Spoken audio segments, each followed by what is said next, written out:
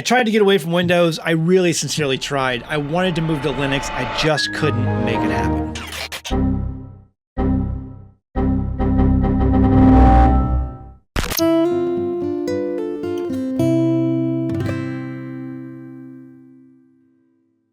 Okay, so to bring you up to speed, I tried to move away from Windows. I had a brand new Windows 11 laptop, high-end gaming laptop that I was using for video editing, After Effects, all kinds of, graphic things that I do for my daily driver as my work laptop, and it bricked. It bricked one night when I tried to plug in an external DVD player to that Windows 11 laptop, and BitLocker came up after it told me to reboot the machine because I had to change a security setting to make that external DVD player drive to work, and it bricked it. I have a Microsoft account. I had the recovery key. It didn't matter. It was still bricked. I had to take it into a shop, and the guy at the shop told me it's gone. Everything on here is locked up. There's no way to recover it, even though you have the recovery key. And I said, you know what? Instead of loading Windows 11 on there, even though I've just lost everything I've put on this machine from my old laptop, instead of going through that insanity again, let's just go ahead and install Linux Mint. Let's try Linux Mint, and I will try to do what I need to do in order to work with Linux, because I hate Windows. I hate the fact that they spy on you. I hate the fact that they serve you ads. I hate the fact that they can lock my computer at any given time. I just hate Microsoft through and through. And so I don't want to do this anymore. Let's go with Linux Mint. And I tried. I really tried. So my biggest hurdle going into this, I knew, was going to be able to get Adobe to work, because Adobe is the industry standard. We're the industry standard at editing videos, at making Photoshop work,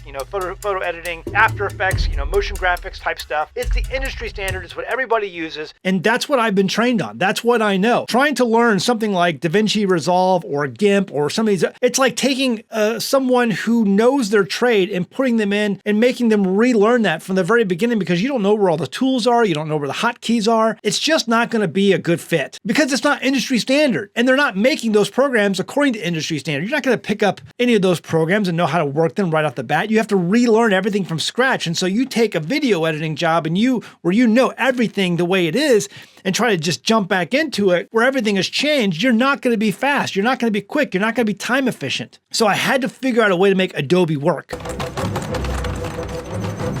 on this new system, on Linux. And I tried what they recommended. I tried Wine. I tried Wine Tricks. I tried Bottles this and Bottles that. I tried Winboat. The one that came the closest was VB or by Oracle, VirtualBox by Oracle, and that worked pretty well. However, when I tried to render extremely edited videos out of VirtualBox in the Windows 7 environment on Adobe Creative Suite, it kept crashing. And nothing I tried and I went back to the support groups and I tried posting my error log files and all this stuff, and nobody could figure out why this was happening. And I have to come to a conclusion at some point. I went there almost a full month with only putting out like 2 or 3 videos because I couldn't operate that way. And I said, you know what? I got to go back to normal. I got to go back to Windows. And it was good because I learned a lot of things. I learned that Linux has come a long way. And for most people who just want to be able to do internet and email, and surf the web, you can probably switch to Linux tomorrow and have very few problems. But if you're someone like me who has to use industry standard software to produce a product, to produce things, because I still have web clients that I maintain on a regular basis. I have corporate web clients I have to deal with on a regular basis. I have to be able to have software that I can move in efficiently and quickly and get those results done. I don't have time to hack my computer. And in that example, let me just give you how this worked. So the best thing I liked about Linux, the thing that blew my socks off the most, I could open my computer, turn it on, and immediately, first time right out of the box, Linux Mint recognized my Epson printer. I could print to it. I didn't have to install any drivers.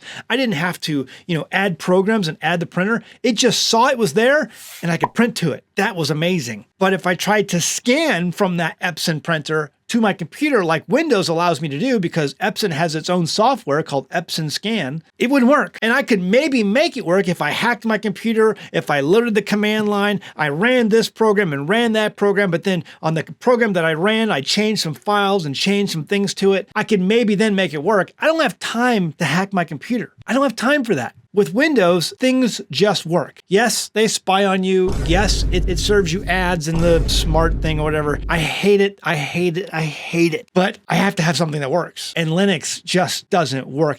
Those of you guys out there on Linux, let me tell you something. You guys have come a long way. You've got a pretty good product. However, You're never going to get the majority of people to adopt this if you don't get rid of the command line. If you can't make normal software programs run without hacking it, without changing it, without running a command line, without doing this or doing that, just installing things, if you can't make it work with that, you're never going to get the majority adoption. And don't smart aleck me out there, you guys, and say the 90% of web servers run on Linux already anyway, but you're using Linux and you don't even know it. No. Personal computers not run on Linux. I think you have about 4 to 6% of the population that runs your programs. And those people out there are not running Adobe. They're not industry standard. They're not in mainstream corporate jobs that actually produce something. The big thing on Linux right now, it's laughable. These guys out there, we got all the games to work. We can get Steam to work. We can get Steam to run. We can play 90% of games now. Great. But people who, actually produce things in life, they're not playing games. They don't have time to play video games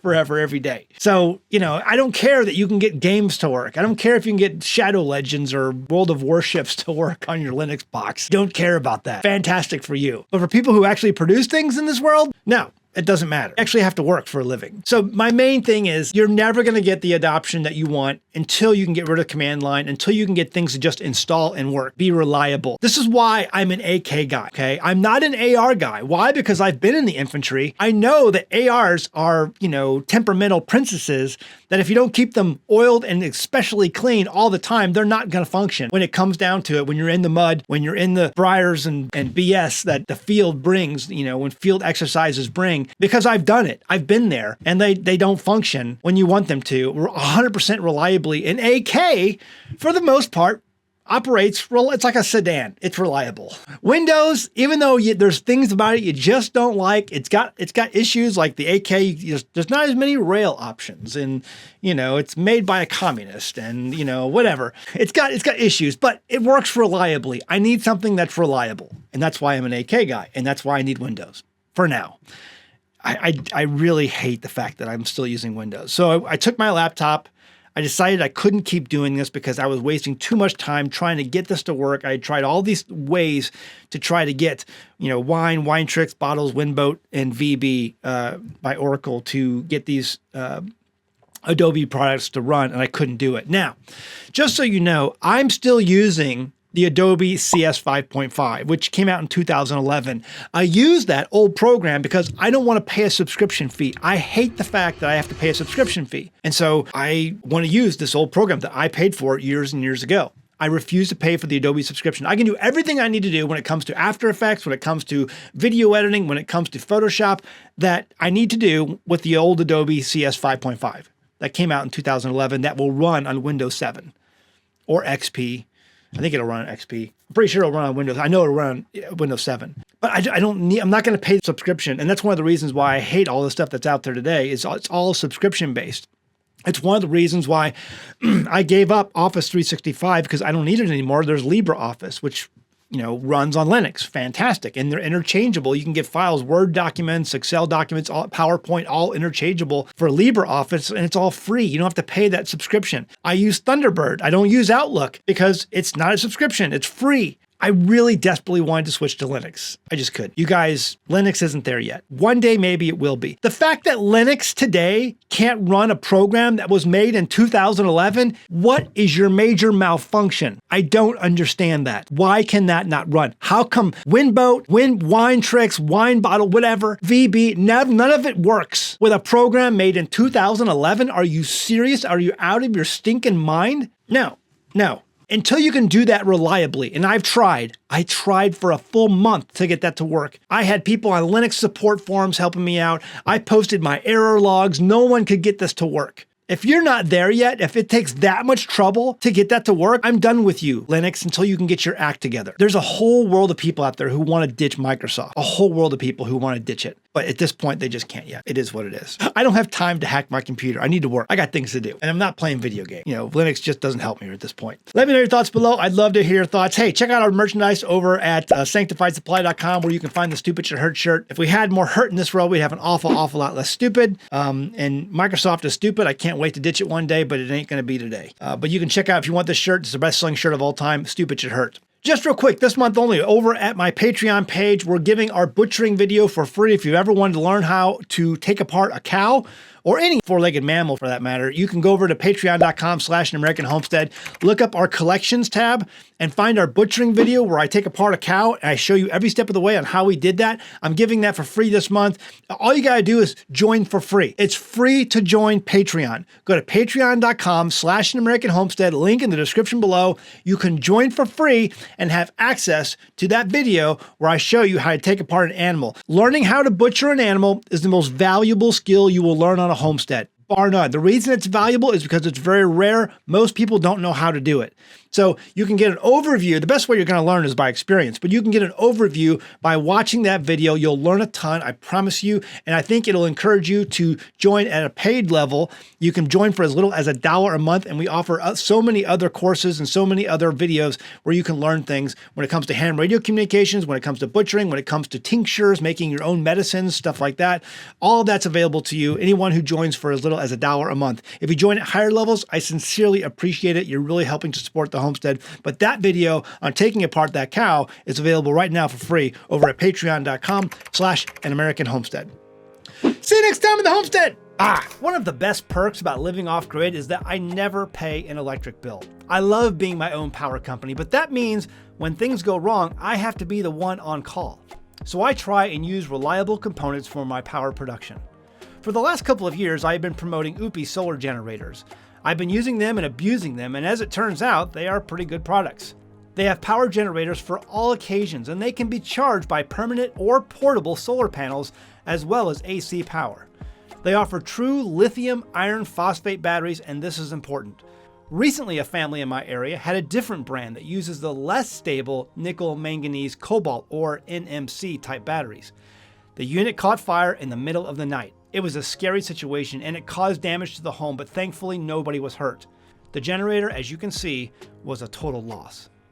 This drives home the point on why it's so important to employ solar generators like the OUPES brand that uses the much more safe and stable technology of lithium iron phosphate, otherwise called LiFePO4. They offer small generators for travel or for powering an entire home and everything in between.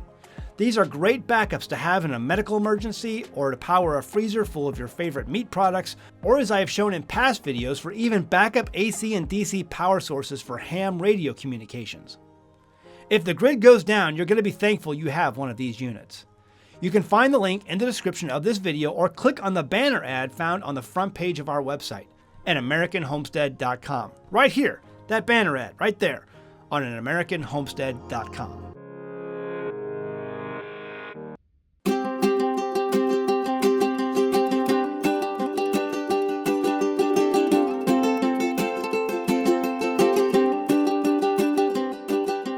Hey guys, did you know you can become a patron of An American Homestead? They get access to private videos, and we send them gifts from the homestead that we make here on the homestead.